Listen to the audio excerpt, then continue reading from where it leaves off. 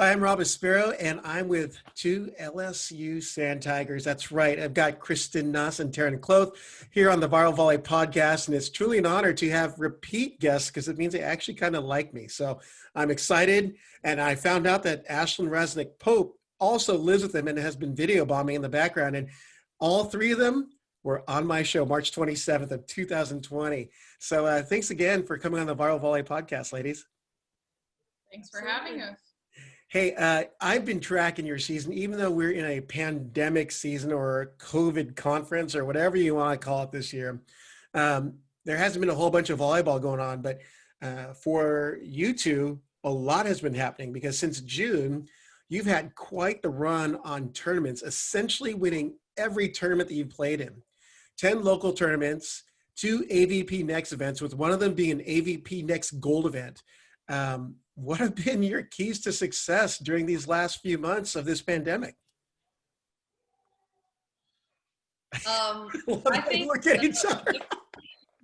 The fact that we both just can't sit still and we always want to play more volleyball and find something to do, that has really gotten us going. And whenever there's a available beach volleyball tournament, I mean, we are looking to sign up immediately. And I guess I just have so much fun playing that it's not really like it's something that I look forward to almost every single weekend that we can play. Yeah, I think we definitely both just like love volleyball. So just like we were just like in like during COVID, we were like, we want to get out, we want to go play. So we were just like, any tournament that's available, we want to go. Like during when we had a quarantine, we share the same bedroom. Our beds are like less than 6 feet apart, and we would like pepper back and forth across the beds. Like that's just how much we like love volleyball. We wanted to like touch the volleyball, just like, get some peppering in across the beds.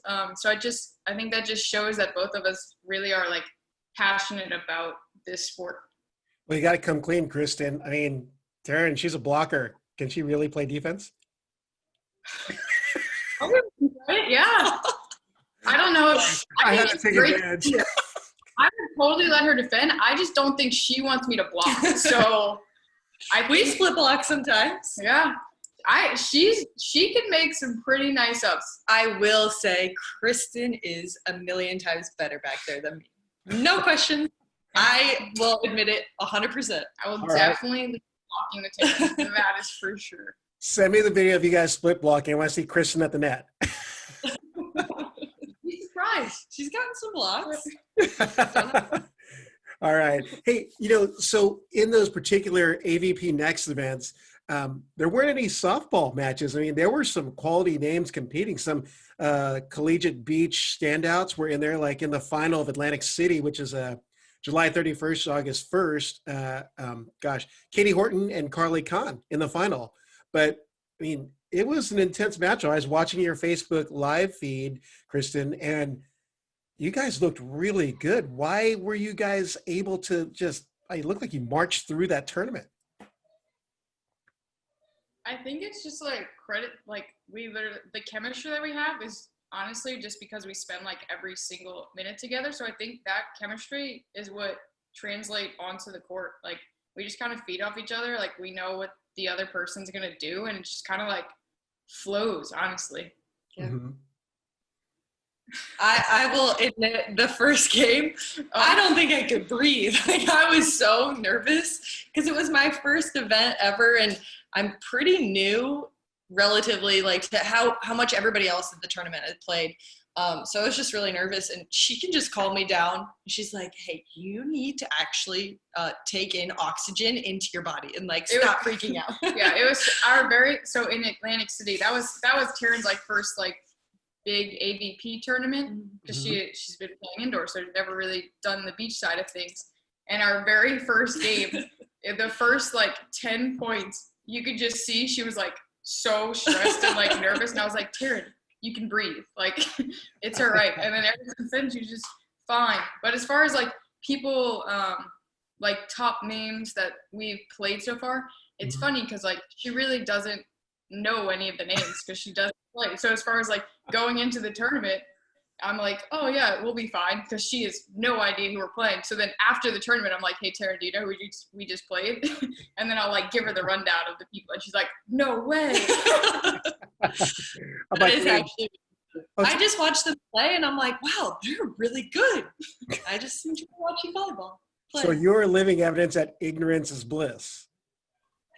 Yeah.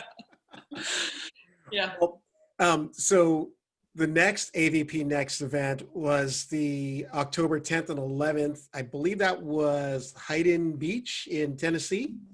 Um, Another incredible performance with even bigger names. I mean, I don't think you know them, Taryn. I'm sure Kristen does, but Kelly Kalinsky, Emily Stockman in the final, Delaney I know Moore, who they are. Katie Spieler. I mean, Kelly and Emily are playing really good ball, and we saw that at the AVP Champions Cup. Delaney and Katie just won their first big event, and you guys beat them. You know, what was the ingredient? That is, again, is that chemistry? I mean, there hasn't the skills level of all those squads. They've been training full time. I mean, that's their career, and you're still in college with pursuing an education, but you're able to be competitive. I mean, what was your attitude going into those matches, knowing who you're playing?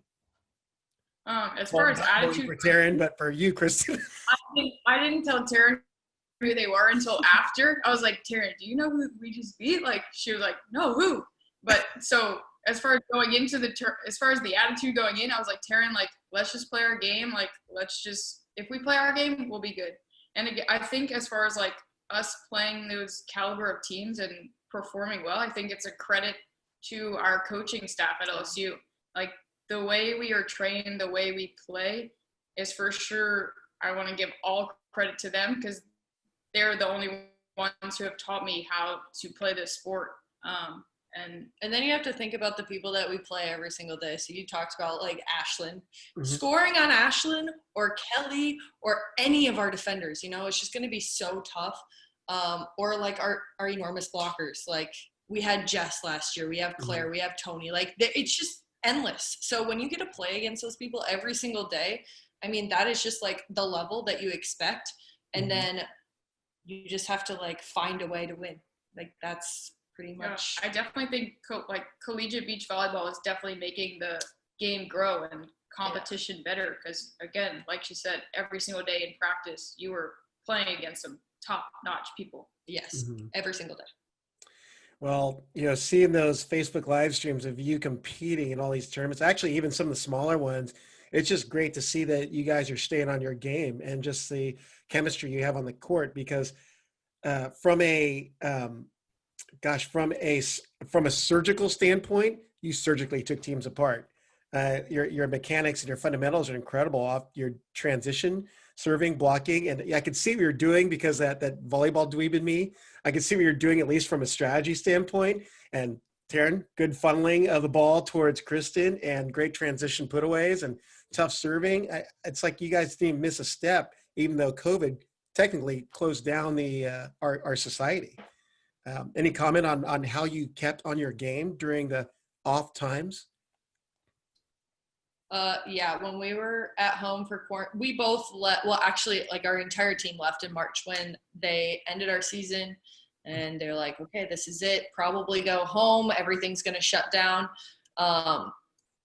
I know that every single day I wanted to hand set the next year. So every single day for about 30 minutes, I would set back and forth with like my sister or somebody that would just make them play with me. And then just like focusing on nutrition and working out as much as I could, whatever was open, even if it was going outside. I ran in the freezing cold in South Dakota, just back and forth on the sand courts that we have. And they're brand new.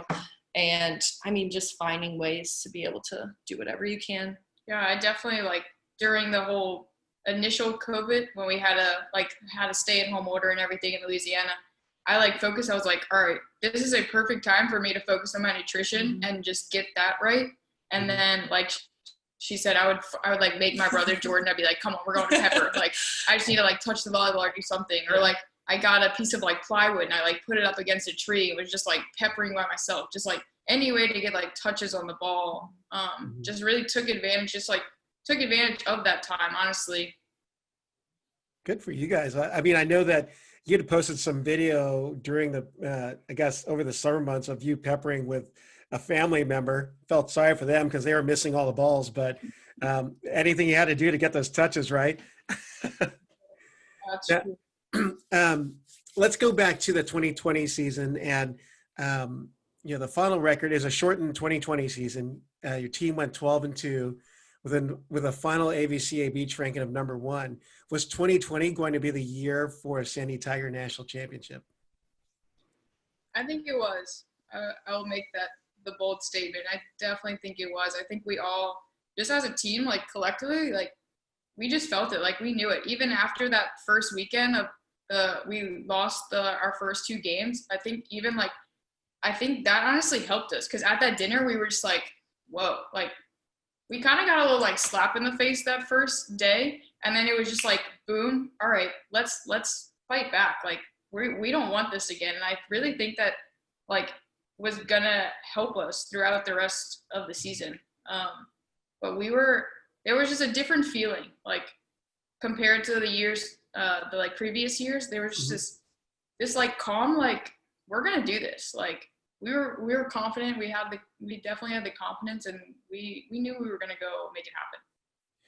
Well, after those 2 losses, actually, it was one of my questions, but it spurred an 11 dual winning streak for you and Claire, a couple of your partner. And it was pretty apparent that something lit a fire, and I'd hate to be a team that faced you after those 2 duels. So I got to bounce over to Taryn, though, because she finished 14-0 in 2020, 13-0 with Kelly Agnew, and 1-0 with Natalie Martin, which I was going to ask you, how'd you end up with just 1 win with Natalie? But I mean, every single one of your matches was straight set victories in the number 4 spot. What made you so successful? It definitely makes it easier when you have, like I said before, incredible defenders behind you. I mean, you can just trust that they're going to be there, trust that they are going to dig every single ball. All you have to do is set them, and then they go and finish the point off. So I would definitely say being able to play with anybody on our team and just trusting that they're going to be able to get the job done, it makes it a lot easier. Well, the one duel that you played with Natalie Martin, how did that all come about? It was so much fun. We were at home and we got to play together. Our coaches told us, and we were like, heck yeah, let's go. And we just went out there, and she was a freshman. And so it was just really fun to be able to like play with her for her first collegiate match. And we had so much fun, and we still talk about it sometimes. I thought it was like a Rochambeau. Who gets to play with a freshman and you lost? No, it was so much fun. I'm serious. It was awesome. Well, next question for you both. And I'm curious because as an outsider, I can see something special is happening there. But it's really apparent that Coach Russell Brock has created something very special in Baton Rouge and is drawing some top caliber talent. What makes your team so special and a draw for these people? We kind of talked about in the volleyballmag.com interview, but I'm trying to be more specific here on this response here. I think it's the emphasis that the coaches put on the culture of our team. Like, yes, like winning games is great, but I think actually like caring for your teammates, that like genuine care and love for each other that the coaches really put an emphasis on, I think is what really helps us and what's kind of sets us apart from other programs. And that's in my opinion. Yeah, I would just say 2 things. The culture of LSU in general, especially within the athletic department, everybody is supporting everybody. That is a huge factor for me. And then my second one would just be the entire team. Like how much I was welcomed and just loved within like one day. Like you can just tell that they're just like such great people. And even the coaches, like the players, that if you surround yourself with amazing people, you're just going to have a great experience. Excellent. Well, moving out, you actually had alluded to it in an earlier response about the culture of not only the team at LSU, but just around you, the atmosphere. But I watched a couple duels online at your new stadium, and no doubt you've got a phenomenal stadium. And on top of that, you've got another phenomenal following. The fans lining the grass berms around the stadium. And I noticed there are bleachers up on top of a building where fans are watching from. It is all over the place. It's almost like a big concert happening there. Can you talk about the just the whole LSU beach volleyball vibe?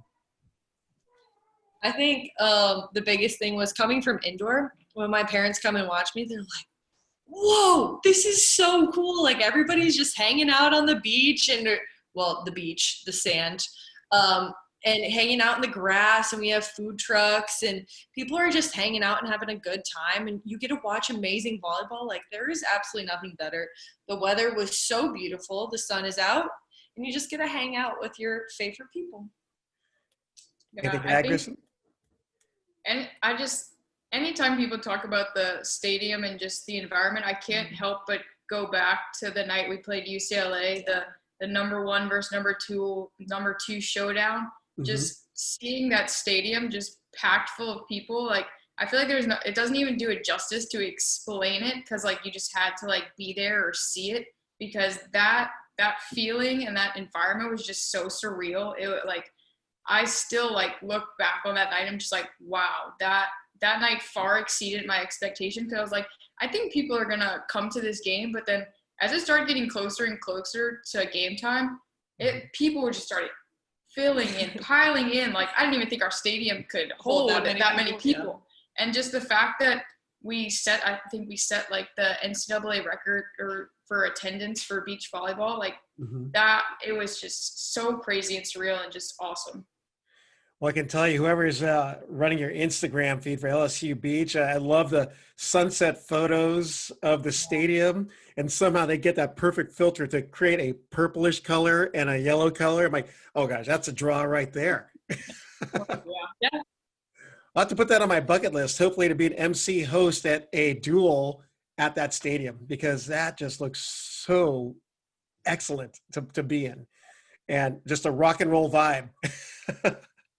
Oh yeah. Let's shift over. I know that we talked about this in the March interview that I had with you two and Ashlyn, but when the season prematurely ended due to COVID, what were your responses, and what did the coaching staff tell the team?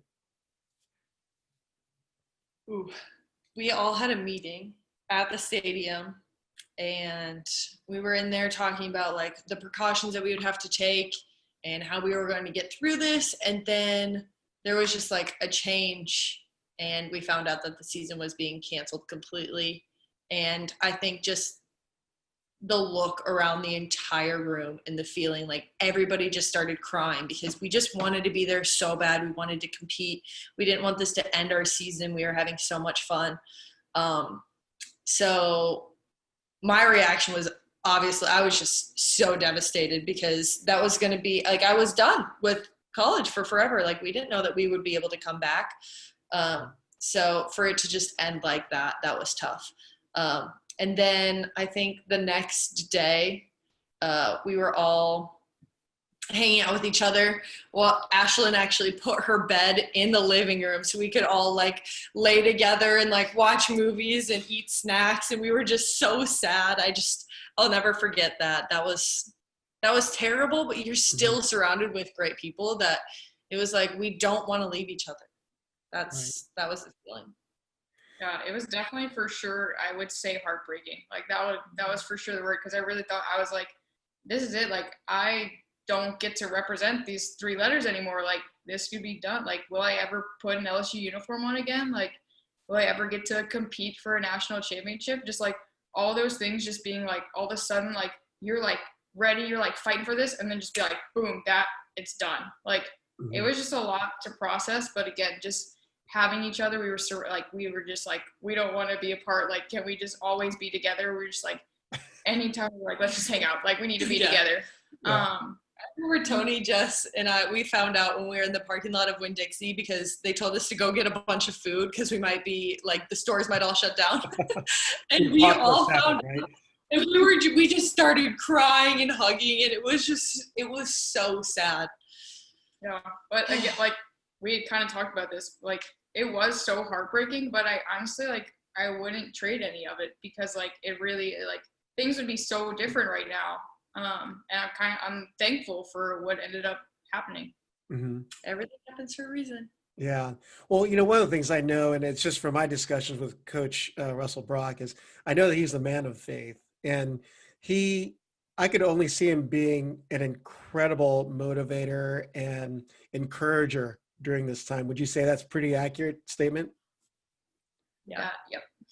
That man could have his entire world collapsing and he will stay calm through it all. And it's so crazy because like the coaching staff, like they put way more time and effort into this program than even we do. So for them to see how heartbroken we were, like I know it had to hurt them, if not like significantly more, because they had been preparing for this for like years to come. So to even like think about that and for them to just like stay like calm and supportive for us, it's pretty awesome to think about. Well, so I mean, I've seen where you guys have come to and how you've made it through up until now, and you guys look great. But I should have asked this question earlier because, obviously going into this pandemic, how did you two decide to play in tournaments together? Was that just kind of like, hey, we live together, let's play? Yeah, actually, I'm thinking about this because I didn't even know how it came about. So the NCAA gave us a certain day, and after that day, you could like start playing in competitions again. And I think it was sometime in June, right? Mm-hmm. So we were gonna play in this tournament, and then they were like, "No, you can't play until this exact date." Even a non-NCAA tournament, you have a limitation. I didn't even realize that. Yeah, it was. I mean, everything was just so weird. So we were like, okay, so we can't play this weekend. And there was a tournament the next week, and we were like, oh my gosh, we have to play. So we just signed up and went and played. Like it wasn't planned out. It wasn't like, let's play the entire summer together. It was just like, oh, there's a tournament, you want to play? Sure, let's play. And then we went, and it was just like, it was kind of what we talked about. Like we just both like really love volleyball, love competing. So we were like, any tournament that's available, like let's just go. Like let's go have fun. Let's go compete. So yeah, nothing, like she said, nothing was like planned. Like we did right after COVID, we weren't like, oh hey, you want to like play volleyball like for the whole summer together? Like that did not happen. I was still going out of the country like at this point, and it was just how everything happened is just really weird. Yeah. Well, let me ask you this then. Now with this upcoming season, I'm going to before I go into this upcoming season, one of the notes that Kristen sent me was you guys played in 2 tournaments in one day. How in the heck did you do that? And who was the mastermind? She was like, hey, there's another tournament. And I was like, but aren't we already playing on Saturday? She's like, yeah, but it's Saturday and Sunday, and we'll probably finish in the morning, so then we can get there by the afternoon and play the night tournament on Sunday. She's like, do you want to play? And I was like, of course I want to play. That's never a question. I'm always going to say yes. So Coach Brock, did he know beforehand that you'd be potentially overextending yourself in one weekend? No. Nope. Well, now he does. So well, I mean, you won everything, so hey, more power to you two. You can say it's just extra training. Well, let's look to the future because I know that there's so many good things in store for LSU and the Sandy Tigers. But let's look at the CCSA conference, that side of the nation. Who do you two see as some of the top teams coming out of the East to play for national championships? I think obviously Florida State is for sure always up there. That's a big rivalry for us. So, I mean, every year, they're going to have a great team and it's going to be a tough matchup just year after year. But I think the East, like, we're good for the East. We're making some strong teams. I mean, TCU has been constantly building. Mm-hmm. Who else we got? And all of the East teams. I think it's a battle. Like the CCSA is really making a case for like one of the strongest conferences, which is awesome that we are a part of, and we get to compete against these teams.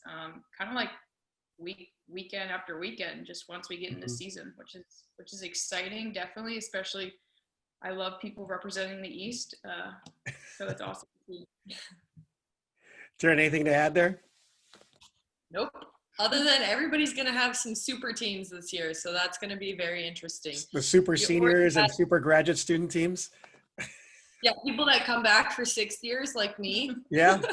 Well, you know, some of the teams that really made a mark in the at Gulf Shores, I guess that was 2019. I mean, Stetson coming out of there.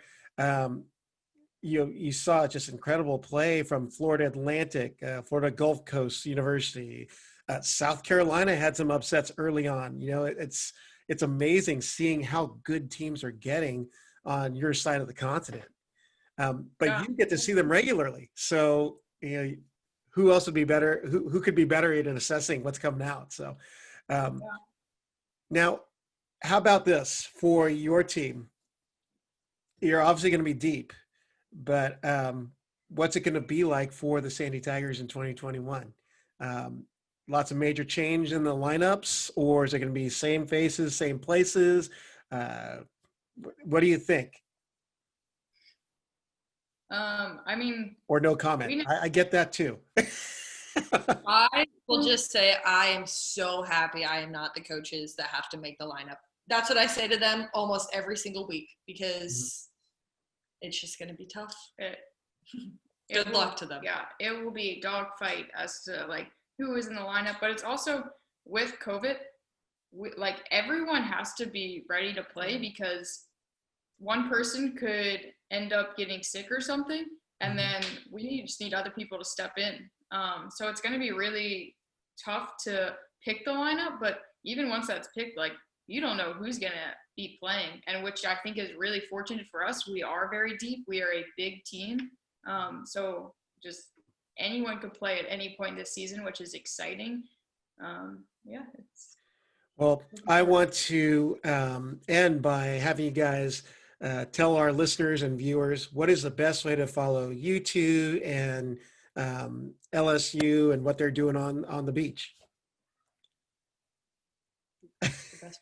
You say the best way to follow us? Yeah, like, you know, Instagram or websites, or, you know, so they can track what's going on, because, you know, we have to rely on grassroots coverage for our sports. So yeah, we're actually playing in the one of the AVPNext in Clearwater, Florida this weekend, that I'll probably be Facebook living. So if you want to follow along on Facebook Live, you can give me a follow. Yeah. December 5th and 6th. Yep. Yeah, I don't really post that much. Yeah, you can check stuff on Instagram. Instagram at Kloth. I don't know what your Instagram. Well, hey, ladies, again, Kristen Nuss, Taryn Kloth of LSU Beach Volleyball. Can't thank you enough for coming back on again to the Viral Volley podcast. I always look forward to our conversations, just because you're incredible people, great ambassadors for your program, and just wonderful people to chat with. And also watch on Facebook Live when you guys are playing.